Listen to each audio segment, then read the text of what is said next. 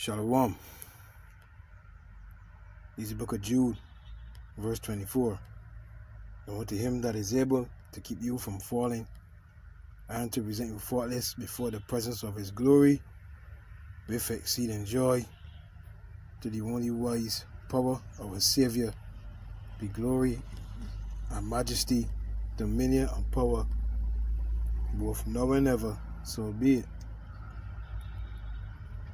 Giving all praises, all honor, and all glory to the Heavenly Father and His only begotten Son, Yahweh, Bahasham, Yahweh Shai, Bahasham, Rakhaha, Kodash.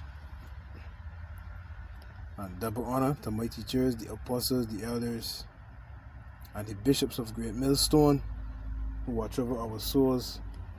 Shalom to the Yakin worldwide that are sincere and serious doing the will of Yahweh, Bahasham, Yahweh Shai, Bahasham, Rakhaha, Kodash. 2 Peter chapter 1, verse 1 and 2. Do you all stay strong and stay mighty. I'm the brother, the disciple Koshab and Yamyan from the branch in Great Millstone, Barbados. Before we play this video here, first Maccabees chapter 2, verse 10. What nation have not had a part in her kingdom and gotten of her spoils? All her ornaments are taken away, all her ornaments are taken away. Of a free woman she has become a born slave. And behold, our sanctuary, even our beauty and our glory, is laid waste, and the Gentiles have profaned it. To what end, therefore, shall we live any longer? Now, this is a channel I subscribe to, Black Journals, the Untold, the dark untold history the Arabs have tried to erase. So even you Ishmaelites, is a pity you's a Muslim, boy. You all people that are Muslim, that's a damn shame, boy. There's Psalms 83. There's Psalms 83. I didn't even get that video. I ain't gonna play it all, but Psalms 83 and 1. Keep not thou silence, O power. Hold not thy peace, and be not still, O power, for lo, thine enemies, so more than one, make it to melt, and they that hate thee have lifted up their head. They have said, they have taken crafty counsel against thy people, and consulted against thy hidden ones. Right, like Bishop Sakaran said, I forget his exact words, but what is the greatest secret in the world? That we, so-called blacks, Hispanics, and Native Americans are God's people. That's the greatest secret, right? They have said, come and let us cut them off for being a nation, that the name of Israel may be no more in remembrance. For they have consulted together with one consent. They are confederate against thee, the tabernacles of Edom and the Ishmaelites.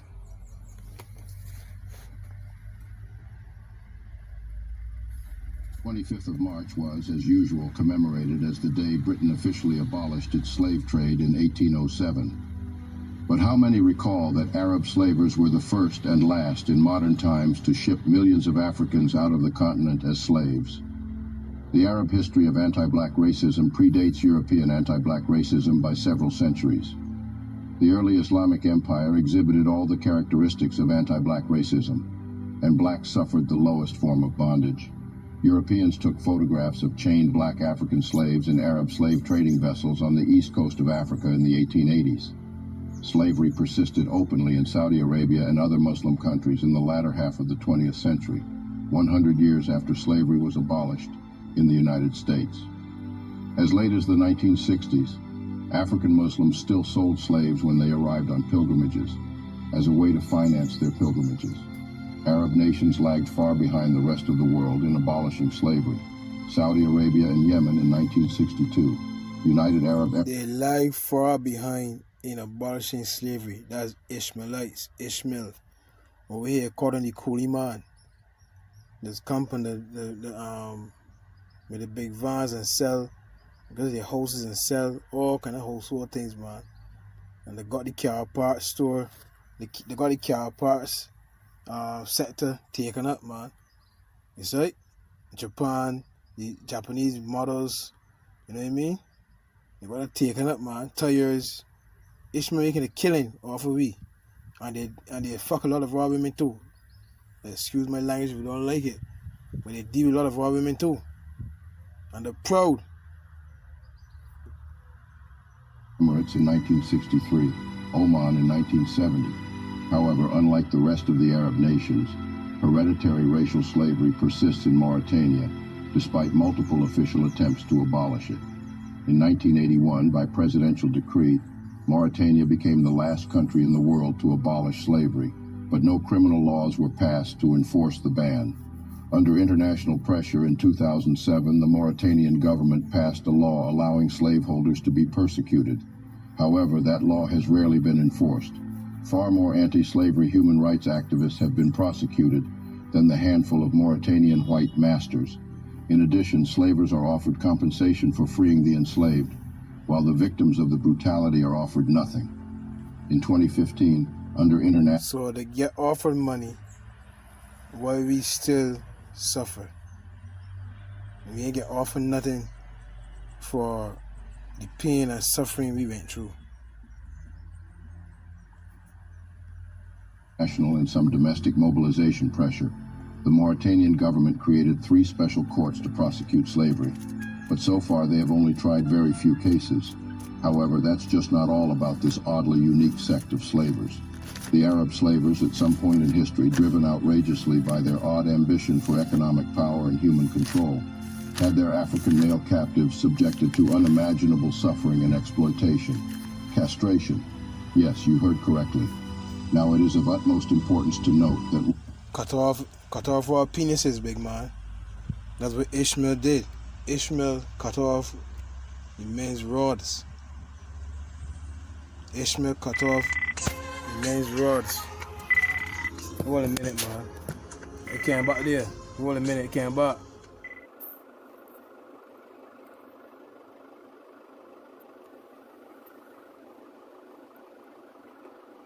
They could not reproduce their kinds to multiply and replenish the earth. Welcome to yet another video segment. In this video, we are taking a dive at one of the darkest chapters in the human history, marked by its profound brutality and stomach-twisting inhumanity, the Arab slave trade and the castration of their male captives during this dark era. So like about that. Like comparing which, between two evils, is better. It does not... So Ishmael cut off adult males' rods and little boys' rods, big man. So when they grow up, they're only suitable for to be guards, to guard their establishments. You know what I mean? And I didn't even know that when you cut off in this video here too, but it's 27 minutes long. You know what I mean? 23 minutes long. Maybe I might download it from here. I'm not sure. See how the spirit goes, but they even when you cut off a man rod, you castrate a man, right? I didn't even know that it causes a lot of health problems. A lot of health problems. They lose a lot of muscle mass. As you know, the sexual desire gone, but that fucks with your brain, right? Because you see a beautiful fucking woman, you can't get your dicky hard. Your dicky can't get hard. You can't go on D with G. You can't go on talk to G. You know what I mean? It has a lot of underlying effects, big man. Let me continue, man. In fact, you know what? Let me read this first, Isaiah, because when I feel the Lord, you forget that what these people did to us, right? All these nations: Moab, Ammon, Ishmael, Ham, Japhet, Esau, Edom. The Lord didn't forget. Isaiah 49 and 14. But Zion said, "The Lord hath forsaken me, and my Lord hath forgotten me." Yeah, because acts like this from the Arabs Esau, Edom. For them, hey, Ishmael didn't even want to abolish the slavery. Suckers, like, wanna, right? But so we get into this here, and we mourning like, what God doing this to me? Right? What God doing this to me? But you see, the Lord, hey, what's that precept? Hold a minute, man. You were straying. This is Baruch, I think it is. But I guess get off your spirit. It's Baruch chapter 4 and verse Baruch 4 and verse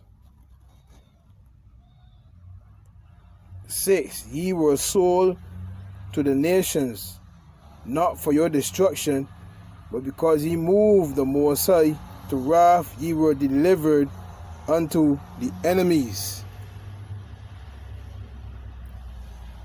For ye provoked him that made you by sacrificing unto devils and not to the Most High.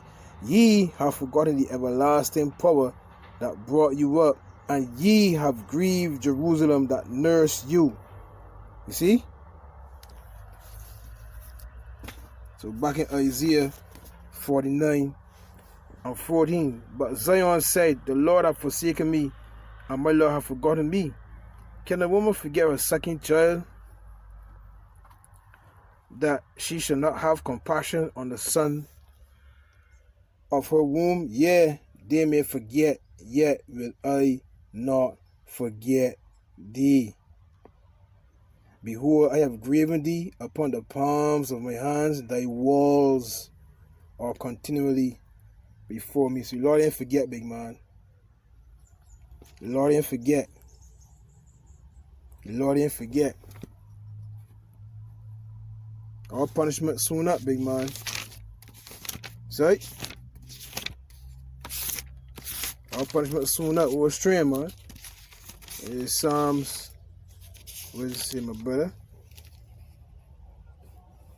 Psalms 10, verse 11. He have said in his heart, God hath forgotten. He hideth his face. He will never see it. Right. That's what these heathens saying. That's right. That's what these heathens saying. Read it again. Psalms 10 and 11. He have said in his heart, God hath forgotten. He hideth his face. He will never see it. Arise, O Yahweh, Bahasham, Yahweh Shai, all power. Lift up thy hand. Forget not the humble. Bear forth of the wicked, contempt God. He have said in his heart, thou wilt not require it. You think you don't forget, man? What do you think the war over there in the Middle East now with Israel being bombed by Hamas? That's basically Esau, Edom, and Ishmael, big man. Fighting over that land. You see, the land ain't at rest, right? The land ain't at rest, big man. Can't sleep, wanna? Cause when any people, you are not the people. What's that precept, boy? Right here too. To what the hell about Ishamel? Should I tell me to get up the Holy Spirit, man? This is Baruch, chapter 4, and verse 32. Miserable are the cities which thy children served. Miserable is she that received thy sons. For as she rejoiced at thy ruin, and was glad of thy fall, so shall she be grieved for her own desolation. For I will take away the rejoicing of her great multitude, and her pride shall be turned into mourning. Detract from the fact that the trade in human beings was unspeakably hideous. In the Americas, slaves were allowed to marry, though their children could be sold off like puppies right before their eyes. But what happened to the blacks enslaved by the Arabs? Hey, what's that precept, man? What's that precept, man? Their children could be sold off like puppies, right? That is what Deuteronomy 28. Deuteronomy 28, she went through labor for 9-10 months. And what happened? Deuteronomy 28, verse 32. Thy sons and daughters shall be given unto another people, and thy eyes shall look and fear with longing for them all the day long, and there shall be no might in thy hand. Look at this here, look. God damn, boy, look. Yo. Hey. What's that preset, boy? What's that preset, boy? Who give Israel to the robbers? What's that preset, boy? Have not I the Lord? You see? So what's gonna happen? Let me just get this last preset here. There, Isaiah 14:1. For the Lord will have mercy on Jacob. The Lord's gonna have mercy on his people. So this ain't gonna happen. This ain't gonna be happening no more. You see? This ain't gonna be happening no more. For the Lord will have mercy on Jacob, and will yet choose Israel, and set them in their own land, and the strangers shall be joined with them, and they shall cleave to the house of Jacob, and the people shall take them and bring them to their place, and the house of Israel shall possess them in the land of the Lord for servants and handmaids, and they shall take them captives, whose captives they were, and they shall rule over their oppressors. So the tide can turn. The tide will turn. Thus saith the Lord. Arabs castrated African slaves. Thus, they could not reproduce their kinds to multiply and replenish the earth. Cut them off for being a nation. They castrated the men, and they took Ishmael took all women. You see, they castrated the men, and Ishmael took all women, and had sex with them. Boy, when I go lock the PF boy, shit again, a lot of interruptions, man. So lock him, man. Hey, Lord willing, and I can download this here and put it on, man. Shalom. Yabba Shimel Shai Brakatam.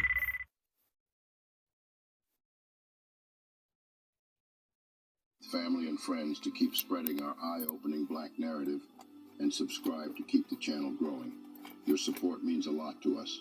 The castration of male captives during the Arab slave trade would be a forever lasting, devastating experience for the individuals who were subjected to this depraved, inhuman practice and their families. In his book, Slaves and Slavery, published in 1998, the British writer Duncan Clark defines slavery as the reduction of fellow human beings to the legal status of chattels, allowing them to be bought and sold as goods. This, in essence, is what both the Arabs and Europeans did to Africans, to justify the shipping of millions of Africans as slaves to faraway lands in Asia, in particular the Middle East and the Americas.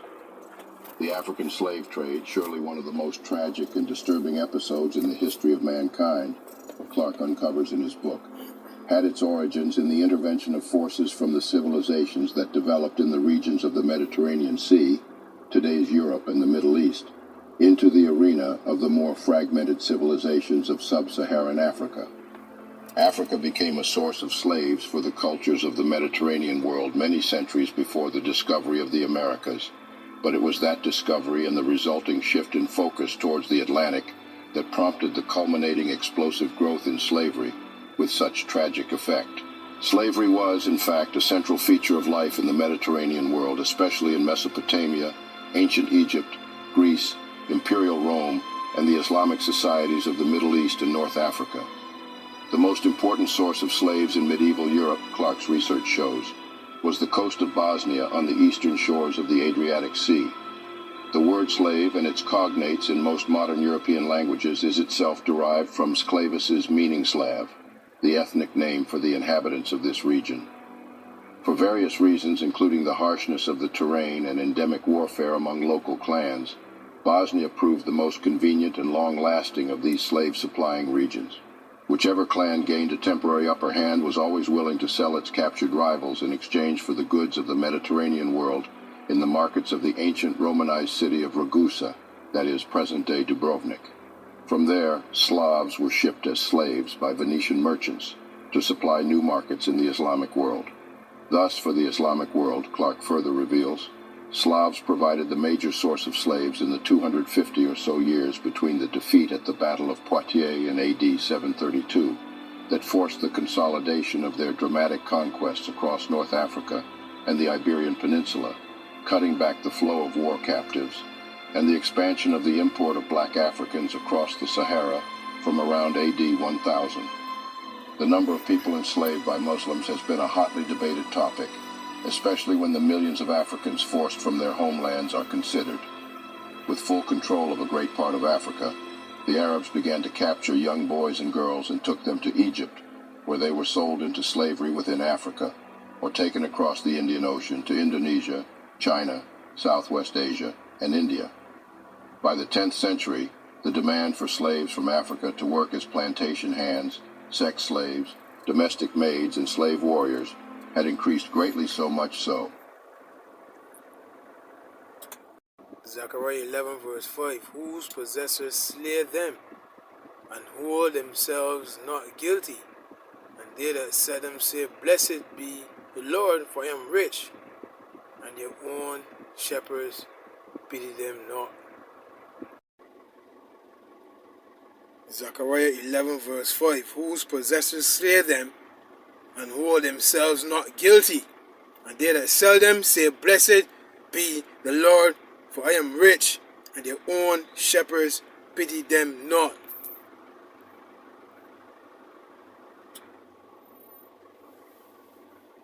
That an estimated number of 5,000 slaves were shipped out of Africa a year.